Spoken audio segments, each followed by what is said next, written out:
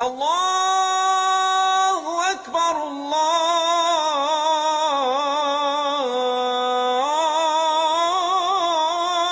اکبر۔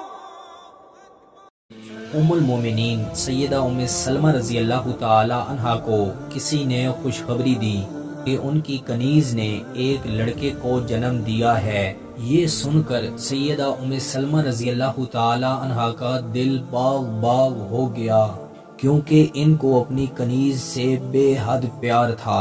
جب ام المومنین کی نگاہ بچے کے معصوم چہرے پر پڑی تو پیار سے بچے کو اپنی گود میں لے لیا۔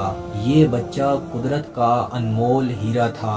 ام المومنین سیدہ سلمہ نے اپنی کنیز سے پوچھا، بچے کا نام کوئی تجویز کیا ہے؟ اس نے کہا، امی جان ابھی نہیں، یہ میں نے آپ پر چھوڑ رکھا ہے، جو آپ کو پسند ہے رکھ لیجئے۔ فرمایا، ہم اس کا نام حسن تجویز کرتے ہیں۔ حسن کی پیدائش سے صرف ام المومنین سیدہ ام سلمہ رضی اللہ تعالی عنہا کا گھر ہی خوشیوں کا گہوارہ نہ بنا، بلکہ مدینہ منورہ میں ایک اور گھرانہ خوشیوں میں برابر کا شریک تھا۔ وہ گھرانہ سیدنا زید بن ثابت رضی اللہ تعالی عنہ کا تھا، کیونکہ ان کے باپ یسار ان کے غلام تھے اور ان کے دل میں اپنے غلام کے لیے بڑی عزت تھی، اور یہی بچہ حسن بصری کے نام سے مشہور ہوا۔ ان کی پرورش سیدہ ام سلمہ رضی اللہ تعالی عنہ نے کی۔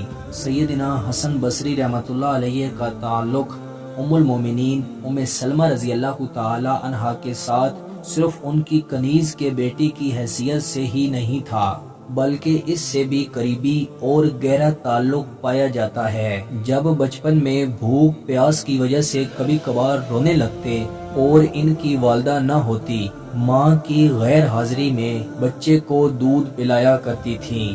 اس طرح سیدہ ام سلمہ رضی اللہ تعالی عنہ کی حسن بصری رحمۃ اللہ علیہ کے ساتھ دو نسبتیں تھیں، ایک ام المومنین کے اعتبار سے ماں اور دوسری رضائی ماں ہونے کی۔ سیدنا حسن بصری رحمۃ اللہ علیہ فرماتے تھے کہ میرے بچپن میں ازواج مطہرات کے گھروں میں میرے آنے جانے اور کھیل کود سے چہل پہل رہتی تھی، تمام گھر خوشیوں کا گہوارہ بنے رہتے تھے۔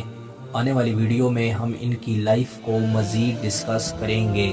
میں امید کرتا ہوں کہ آپ کو یہ ویڈیو پسند آئی ہوگی۔ مزید ایسی ویڈیو دیکھنے کے لیے ہمارے چینل کا وزٹ کریں، دوستوں کے ساتھ شیئر کریں۔ ملتے ہیں انشاءاللہ اگلی ویڈیو میں۔ السلام علیکم۔